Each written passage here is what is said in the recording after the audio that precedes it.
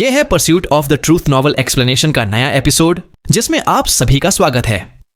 पिछले एपिसोड के last scene में हमने देख लिया था कि सू मिंग अगली लिटिल थिंग को जेंटली उठाता है, उसकी बेड में लिटा देता है, सोती हुई छोटी को प्यार से देखता है। फिर से वह आवाज याद आती है जब माउंटेन से उसने सू मिंग का हाथ थाम रखा था। काफी देर तक सू मिंग अपना हाथ उसके बर्थमार्क पे रखता है। जब हाथ हटाता है, वह बर्थमार्क पहले से काफी हल्का दिख रहा था। उसको कंबल से ढक देता है, रूम से बाहर आता है, डिनर के बर्तन धोता है, फिर स्लीव्स चढ़ा के पूरा घर साफ करने लगता है। एक साल इस घर में जो वार्मथ मिली थी, उसे देखते हुए चेहरे पर जुदाई का दर्द आने लगता है। यही थी उनकी असली बिछड़ने की शाम। अब आगे सू मिंग मन में सोचता है, PM, मेरे दिल में आप हमेशा मेरे फादर और मदर रहेंगे। अब मैं जा रहा हूं। अगली लिटिल थिंग, मेरी प्यारी छोटी बहन, तुम्हें हमेशा खुश रहना है।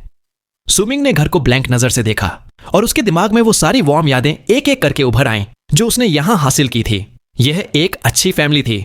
हर एक मेंबर बिल्कुल वैसे ही था, चाहे जब सू मिंग पहली बार यहां आया था या अब जब वो जा रहा था। यह सिंपल और पुअर फैमिली उसे वो वार्मथ देने वाली थी जो वो कभी नहीं भूल सकता था। सू मिंग काफी देर तक वहीं खड़ा रहा, पूरे घर को देखता रहा। फिर वो घूम के ईव्स के नीचे जाकर बैठ गया, उन लोगों का इंतजार करते हुए जो रात को आने वाले थे। मिडनाइट आ गई। तब बारिश नहीं हो रही थी, चांद की रोशनी जमीन पर पड़ रही थी, रात को पूरा अंधेरा नहीं होने दे रही थी, और वो मून इस सेपरेशन वाली एटमॉस्फेयर को अलग ही रंग दे रहा था। चारों तरफ शांति थी। बस अगली लिटिल थिंग के पेरेंट्स के स्नोर की आवाज कभी कभी सू मिंग के कानों में पड़ती थी। इस आवाज से भी उसके दिल को थोड़ा वार्मथ मिलता था। उसने अपनी आंखें बंद कर लीं और काफी देर बाद फिर खोल दी। तभी दूर के अंधेरे से दो लंबी आर्क्स उड़कर आए। कुछ समय में वे सू मिंग के सामने उतर गए और वहीं दो ब्लैक कपड़े पहने हुए लोग बन गए जो उसने 7 दिन पहले देखे थे। दोनों लोगों के चेहरे थोड़े पेल थे और जैसे ही वे आए, उनकी नजरें तुरंत सू मिंग पर पड़ गईं। उसने कुछ बोला नहीं, सिर्फ उन अजनबी लोगों को ठंडी नजर से देखता रहा। और एक बंदा अचानक से अपना पांव उठाता है और एक ही कदम में उसके सामने से निकल गया। सू मिंग ने उसे रोका नहीं, लेकिन उन दोनों को जो नजर नहीं आई, सू मिंग की आंखों में एक किलिंग इंटेंट आ गई। अगर उन्होंने उसके परिवार को कुछ भी किया तो, चाहे सू मिंग का कल्टीवेशन बेस सिर्फ 10वां हिस्सा वापस आया हो, फिर भी वह अटैक करता। चाहे उसकी पावर फिर से चली जाए, लेकिन वो दोनों को वहीं मार देता। शुक्र है इविल स्पिरिट सेक्ट का डिसाइपल स्टेप लेने के बाद अंदर कुछ भी गलत नहीं करता।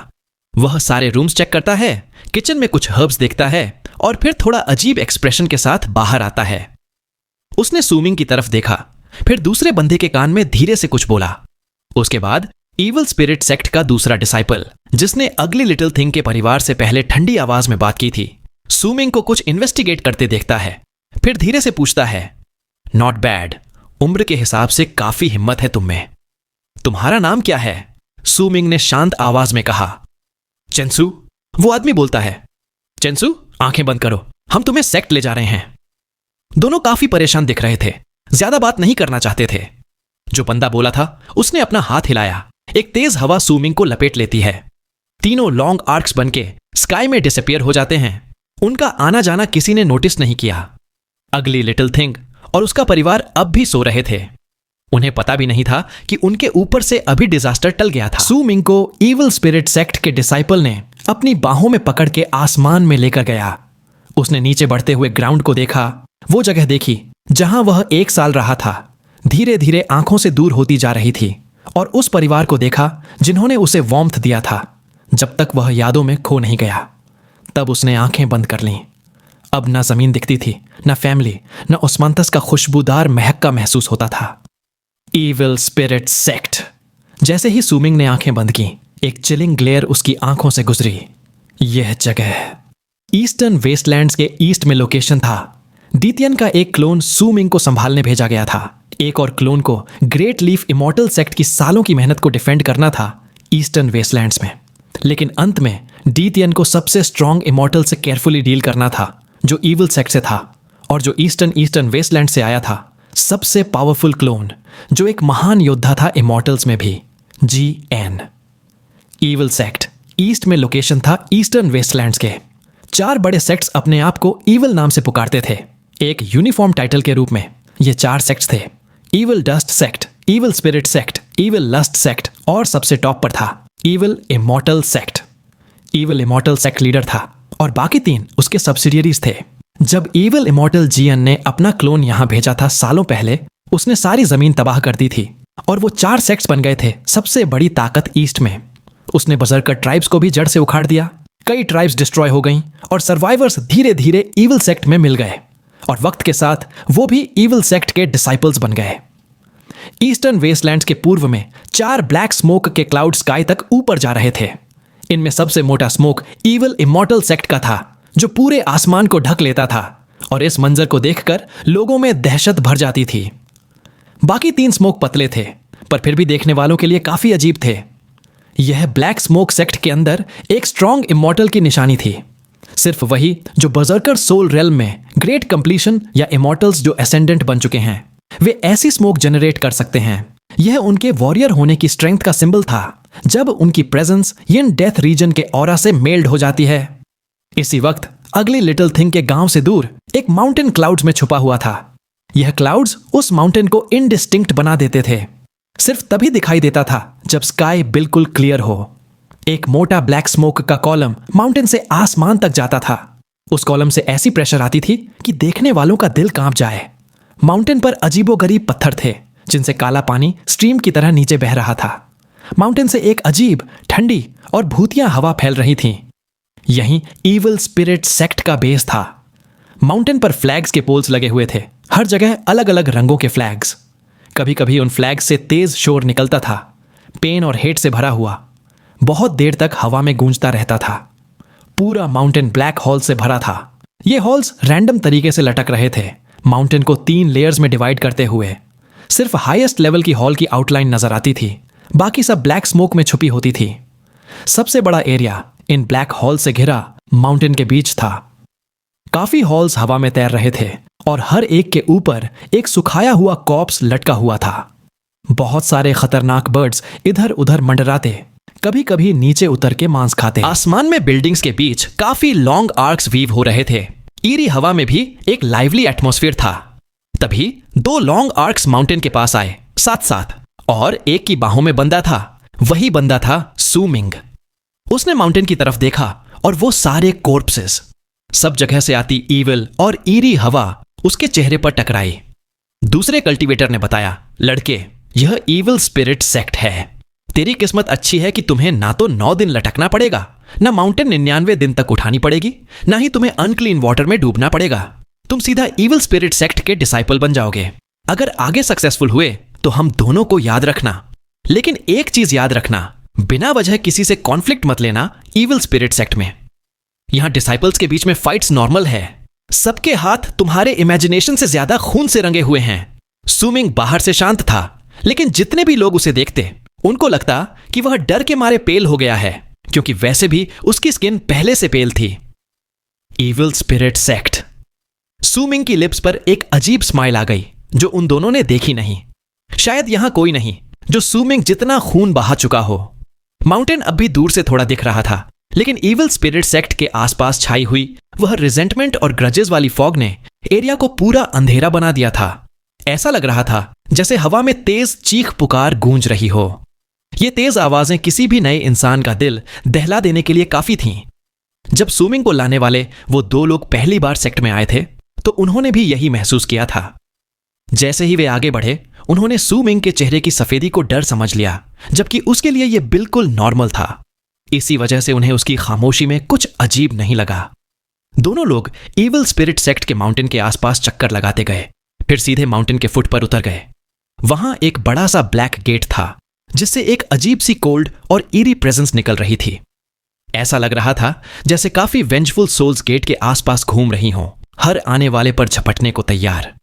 सू मिंग को लाने वाले दोनों बंदे बिल्कुल शांत चेहरे से, बिना किसी टेंशन के उस गेट को क्रॉस कर गए, उसकी बाहों को पकड़े हुए। जैसे ही वे गेट के पार आए, एक बड़ी सी स्टेयरवे दिखने लगी, जो सीधी माउंटेन की ऊपर चली जाती थी। सीढ़ियों के दोनों साइड्स पर ब्लैक स्टैच्यूज थे। हर स्टैच्यू बहुत ज्यादा भयावह लग रहा था और भूतिया हवा निकल रही थी। यही वो जगह थी जहां हेट से भरे स्पिरिट्स जमा हुआ करते थे। दूसरा डिसाइपल ने ठंडी आवाज में कहा, अगर तुम ये पाथ ऑफ नो रिटर्न चुनो तो ईविल स्पिरिट सेक्ट में एंटर कर जाओगे। लड़के, क्या सुन रहे हो ये तेज चीख पुकार? उनमें से एक ने सुमिंग को देखा, एक ऐसी मुस्कुराहट के साथ जो आंखों तक नहीं पहुंची। अगर मैं तुम्हारा हाथ छोड़ दूं और तुम्हें अकेला चढ़ा दूं तो तुम यहीं कुछ स्टेप्स के अंदर ही इन वेंजफुल स्पिरिट्स के द्वारा खींच लिए जाओगे और तुम भी उनमें शामिल हो जाओगे। और फिर अपना हाथ उठाकर एक सील बना के आगे वेव किया।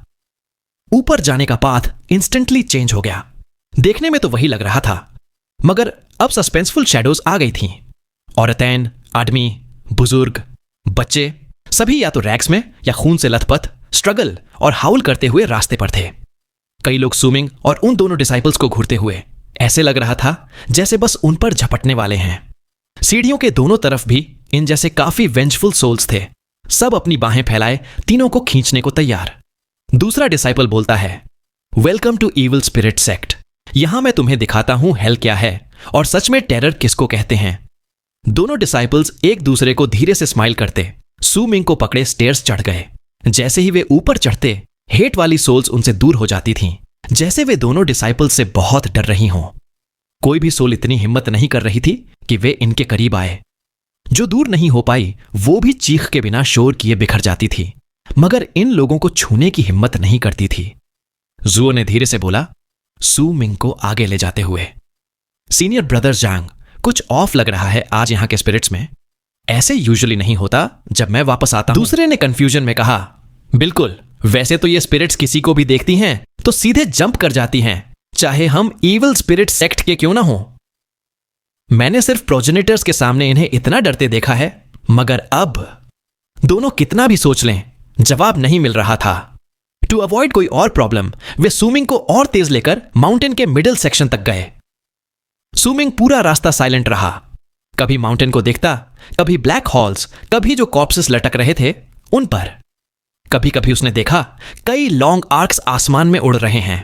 बर्जर्कर्स इमॉर्टल की कल्टीवेशन कैसे प्रैक्टिस कर सकते हैं? यही सवाल उसके दिल में चल रहा था जब वह इविल स्पिरिट सेक्ट के बारे में सोच रहा था। कुछ ही देर में सू मिंग ने देखा एक बड़ा आदमी लगभग 10 फीट का स्टेयर्स के पास खड़ा था। वह आधा नंगा था, पीठ पर एक बड़ा बास्केट लटका रखा था और माउंटेन से नीचे उतर रहा था। हर कुछ कदम में वह अपना हाथ बास्केट में डालता, थोड़ा मिंस्ड फ्लैश निकालता और हवा में फेंक देता। पीसेस पर ब्लैक स्मोक थी और जैसे ही वह नीचे गिरते, वेंजफुल सोल्स उन पर टूट पड़ते और चूस लेते। उसके चेहरे पर बहुत ही खतरनाक एक्सप्रेशन था। पुराने घाव भी उसकी शक्ल को और डरावना बना रहे थे। जैसे ही सुमिंग और डोनर्स ने उसे देखा, उस आदमी ने भी जांग और जुओ को देख लिया। उसका चेहरा विशाल स्माइल में बदला। स्कार्स ऐसे हिले जैसे 4-5 मुंह खुल गए हों एक साथ और सब सैवेज तरीके से हंस रहे हों। जंग और जुओ भी थोड़ा एंग्शियस हो गए उस स्माइल से। वे दोनों साइड हो गए। दोनों ने रिस्पेक्ट से हाथ जोड़कर बोला, ग्रीटिंग्स सीनियर ब्रदर शान। जब वह आदमी पास आया, सुमिंग ने देखा उसकी आंखों में लाल चमक थी।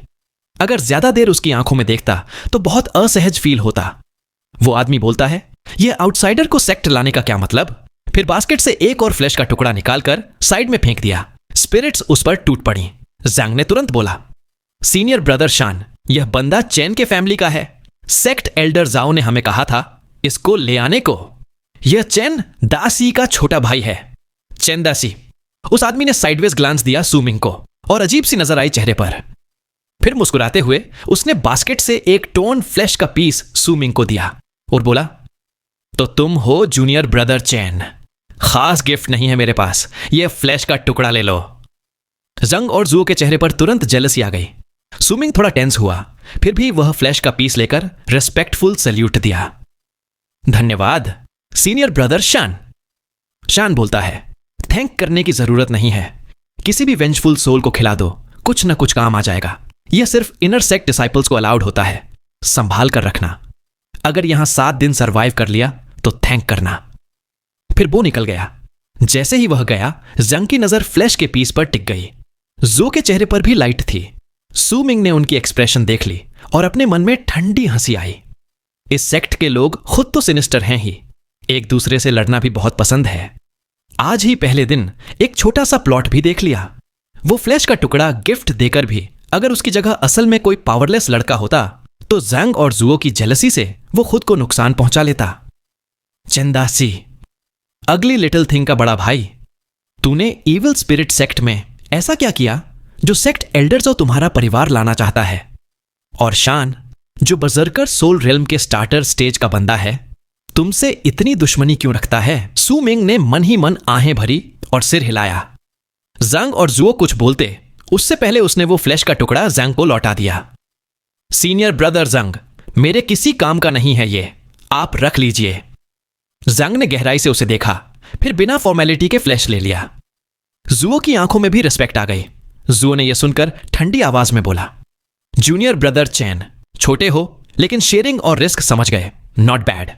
सुमिंग ने तुरंत पूछा, सीनियर ब्रदर्स, ये सीनियर ब्रदर शान कौन है? जैंग बताता है, वो इनर सेक्ट डिसाइपल है, हम आउटर सेक्ट के लोग हैं। फर्क है हम में। याद रखना, आउटर सेक्ट के लोग आपस में लड़ सकते हैं, लेकिन इनर सेक्ट से बचा रहना, उनको मार दिया तो बड़ी प्रॉब्लम हो जाएगी, लेकिन अगर वे हमें मार दें तो भी कुछ नहीं। लेकिन अभी तुम्हारी हालत में आउटर सेक्ट के ही लोग तुम्हें परेशान कर देंगे, इनर सेक्ट का किसी लगा रहेंगे तो तुम बचे नहीं रहोगे। जब वे लोग ऊपर सीढ़ियों पर चढ़ रहे थे, सुमिंग ने कुछ और इविल स्पिरिट सेक्ट डिसाइपल्स देखे। सब बहुत ही ग्लूमी थे। जंग और जुओ बार बार सबको सल्यूट करते थे। सुमिंग यहां से समझ गया कि उनकी पोजीशन बहुत लो है। समझ गया कि सेक्ट एल्डर जाओ भी यहां सिर्फ एक ऑर्डिनरी आदमी है। थोड़ी देर बाद जंग और जुओ साइड के पाथ पर सुमिंग को लेकर गए। दूर से एक बड़े माउंटेन गेट दिख रहा था। जंग बताता है, यहां हम आउटर सेक्ट डिसाइपल्स रहते हैं और आगे जाओगे तो इनर सेक्ट है। फुट ऑफ माउंटेन पर हमारे पेट्स और वर्कर्स होते हैं। इस गेट के पार हम तुम्हें सेक्ट एल्डर जाओ के पास ले जाएंगे। उसके बाद कहां भेजना है वो उनका काम है। लेकिन तुमने रिस्पेक्ट के लिए फ्लैश दिया तो एक एडवाइस, ईविल स्पिरिट सेक्ट में जो भी बजरकर इमॉर्टल के रास्ते पर चलना चाहता है उसे ईविल पूल में डुबकी लगानी पड़ती है और अपना ब्लड चेंज कर इमॉर्टल का छी एक्टिव करते हैं। लेकिन हर 10 में से सिर्फ एक बच पाता है। उसकी नजर में यह चेंसू 3-5 दिन से ज्यादा यहां सरवाइव नहीं करेगा। जब उसने चेंदासी की अजीब मौत और रूमर सुने हैं सेक्ट एल्डर झाओ के बारे में, वो यकीन था कि यह भी मरेगा। जल्दी ही वे माउंटेन गेट के पास आ गए और तीनों ने देखा गेट पर एक जाइगेंटिक पाइथन लिपटा हुआ था। वो पाइथन अपनी जुबान निकालते हुए तीनों को बड़ी ही ठंडी और डार्क नजर से देख रहा था, जैसे एक ही बार में तीनों को निगल जाएगा। पाइथन शायद हजारों फीट लंबा था और माउंटेन गेट के आसपास पूरी तरह से लिपटा था। बचा हुआ लंबा पूंछ गेट के बाहर तक जाता था। पाइथन पूरा काला था, बिल्कुल माउंटेन गेट जैसा रंग। जब तक वह हिलता नहीं, लगता जैसे बस गेट पर कोई सजावट हो। अभी वह अपनी ठंडी सिनिस्टर नजर से तीनों को घूर रहा था। एक जबरदस्त मर्डरस ऑरा उनके चेहरे तक टकराई और सुमिंग ने महसूस किया कि जांग रेन और जो शिंगशुन तुरंत बहुत ज्यादा रिस्पेक्टफुल हो गए और बोले, मैं जांग रेन माउंटेन गेट के सेक्रेड बीस्ट को सलाम करता हूं। मैं जो शिंगशुन माउंटेन गेट के सेक्रेड बीस्ट को सलाम करता हूं। दोनों ने तुरंत अपने हाथ जोड़कर पलकें झुकाकर ब्लैक पाइथन को प्रणाम किया। सुमिंग को उसी वक्त जमीन पर छोड़ दिया गया और अब कोई उसके साथ बॉदर्ड नहीं कर रहा था। विशाल पाइथन ने हिस किया, अपनी नजर जंग रेन और जुओ शिंग शून पर घुमाई। जब उसकी आंखें सुमिंग पर आईं तो सुमिंग ने भी उससे नजरें मिलाईं। चाहे उसकी पावर पूरी रिकवर नहीं हुई थी, लेकिन सुमिंग को साफ महसूस हुआ कि पाइथन का प्रेशर उस पर बहुत कम था। उसके हिसाब से यह पाइथन सिर्फ एक बजरकर सोल रेल्म के बीच या लेट स्टेज तक का ही लेवल था। ऐसे फेरोशियस बीस्ट्स शायद रेयर होते, लेकिन अगर सुमिंग की पावर पूरी होती तो वह उसे एक उंगली से उड़ा देता। लगभग जैसे ही पाइथन ने सुमिंग की तरफ देखा, वह अचानक ऐसी स्पीड से मूव हुआ कि जंग रेन और जो शिंगशुन की आंखें खुल गईं। उसका बड़ा सिर सुमिंग से 5 फीट दूर आ गया और अपनी टंग निकाल के हिस करने लगा, जो लगभग सुमिंग को टच कर ही रही थी। यह सीन देखकर जंग रेन और जो शिंगशुन स्टन्ड रह गए। फिर तुरंत उनके चेहरे बदल गए। वे जल्दी से पीछे हट गए। पाइथन के सामने खड़े होने की हिम्मत नहीं थी। यहां तक कि सेक्ट एल्डर जाओ भी जब इस माउंटेन गार्डियन पाइथन को देखता तो काफी कोर्टेसी दिखाता। इन 2 डिसाइपल्स को चाहे लड़के को सेक्ट एल्डर के पास हैंडओवर करना था, लेकिन सेक्रेड पाइथन को नाराज नहीं कर सकते थे, जिसके बारे में सुना था कि उससे ग्रजेस बहुत देर तक याद रहती हैं। सुमिंग ने ग्राउंड पर अपना स्टैंस नहीं छोड़ा, पीछे नहीं हटा। उसकी एक्सप्रेशन बिल्कुल काल्म थी, मगर उसकी आंखों में एक फियर्स लुक आ गई और उसने पाइथन को डायरेक्टली देखकर धीरे से कहा, भाग जा। जैसे ही ये शब्द निकले, जो शिंगशुन और जंगरेन की आंखें फट गईं। उन्होंने पहले भी कई लोगों को सेक्ट लाया था, लेकिन कोई भी पाइथन को डिसरिस्पेक्ट नहीं करता था। किसी ने इतनी हिम्मत नहीं दिखाई कि कि सेक्रेड बीस्ट को गेट लॉस्ट बोल दे। उस पल सू मिंग की प्रेजेंस भी बिल्कुल अलग लगने लगी, जैसे वह कोई और ही इंसान हो गया हो। सबसे बड़ा शॉक तब लगा जब पाइथन वाकई पीछे हट गया। ज्यादा हिस करते हुए आंखों में एक अजीब ग्लो आ गई, मगर धीरे धीरे वह माउंटेन गेट तक वापस चला गया। जुओ सिंगशुन और जंग रेन पूरी तरह डम स्ट्रक रह गए। सू मिंग बिल्कुल काल्म रहा। इस लेवल की कल्टीवेशन वाले सब फेरोशियस बीस्ट के पास एक अलग तरह की इंटेलिजेंस होती है। बाकी लोगों को यह बात नॉर्मल लग सकती थी, मगर पाइथॉन ने उसके अंदर की वह मर्डरस ऑरा महसूस कर ली, जिसने उसके दिल में डर बैठा दिया।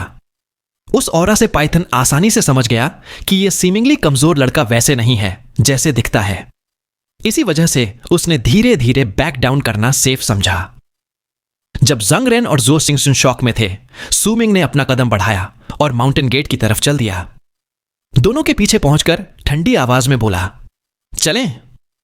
अब दोनों ने सू मिंग को एक ऑकवर्ड सरप्राइज और रिस्पेक्ट की नजर से देखा। उनका बिहेवियर अब थोड़ा सॉफ्ट हो गया। रास्ते भर जंग रेन और जुओ सिंगशुन शॉक्ड ही रहे। बीच बीच में चोरी चोरी सू मिंग को देख लेते। जब वे माउंटेन के middle section outer sect areas में पहुंचे तो कई ब्लैक हॉल से होते हुए एक रिमोट कोर्टयार्ड के सामने आए। कोर्टयार्ड माउंटेन की पत्थर वाली दीवार से जुड़ा था। 3 ब्लैक हाउसेस थे, सब तरफ शांति, हवा में ऑपरेशन था। गेट पर 2 स्टैच्यूज थे। ऊपर वेंजफुल सोल्स की प्रेजेंस से और भी ईरी महसूस होता था। स्पेशली ऊपर की ओर इविल स्पिरिट सेक्ट के ब्लैक स्मोक का असर था, इसलिए सनशाइन कम थी और पूरा एरिया और भी डार्क और सिनिस्टर लग रहा था। जंग रेन और जुओ सिंगशुन ने बाहर रुककर गहरी बो की। मैं जंग रेन सेक्ट एल्डर झाओ को सलाम करता हूं। मैं जुओ सिंगशुन सेक्ट एल्डर झाओ को सलाम करता हूं। हम चेन के परिवार से बच्चा ले आए हैं। यही जूनियर ब्रदर चेन का छोटा भाई चेंसू है। दोनों ने एक्सट्रीम रिस्पेक्ट से बो किया, सिर नहीं उठाया। सू मिंग की आंखों में एक शाइन आ गई। उसने भी सिर झुकाकर रिस्पेक्टफुल बो किया। वह अपनी सेफ्टी को लेकर स्ट्रेस नहीं था। जब तक डीतियन जैसी कोई बड़ी पावर सामने नहीं आई तो बर्सर्कर सोल रियल्म के ग्रेट कंप्लीशन वाले भी उसकी पुरानी हेल्थी बॉडी को हर्ट नहीं कर सकते। भले ही बस 10% पावर वापस आई हो, मगर उसने देख लिया था कि उसकी बर्सर्कर बोन्स सब प्रेजेंट हैं। बस ऊपर डस्ट की एक परत है, बाकी बॉडी पहले जैसी मजबूत है। किसी के लिए उसे चोट पहुंचाना मुश्किल था। सबसे बड़ा बेनिफिट, डिवाइन सेंस थोड़ी रिकवर हो चुकी थी। स्टोरेज बैग खोल सकता था। स्मॉल स्नेक अभी डीप स्लीप में था, क्रिम्सन ड्रैगन भी, लेकिन हान माउंटेन बेल वह यूज कर सकता था। चाहे डैमेज हो, लेकिन उसका इफेक्ट अभी भी झर है। और वह बॉल्ड क्रेन, जब से सू मिंग जागा उसने उसे देखा नहीं। मतलब शायद केओस में वह अपनी कावर्ड नेचर की वजह से भाग गया। यानी इन सब पावर्स प्लस फाइट की एबिलिटी से वह अपना बचाव अभी भी कर सकता था, मगर अगर पॉसिबल हो तो लड़ाई अवॉइड करना ही चाहता था। सबसे इंपॉर्टेंट उसकी कल्टीवेशन बेस को जल्दी से जल्दी रिकवर करना। मुझे इस सेक्ट एल्डर जाओ की असली नियत अभी नहीं पता, मगर जब तक वह मुझे चेन परिवार का मेंबर समझ रहा है, मुझे हर्ट नहीं करेगा। वरना मुझे बुलाने या माउंटेन से लाने की क्या जरूरत थी? सीधे नीचे जाकर सब निपटा सकता था।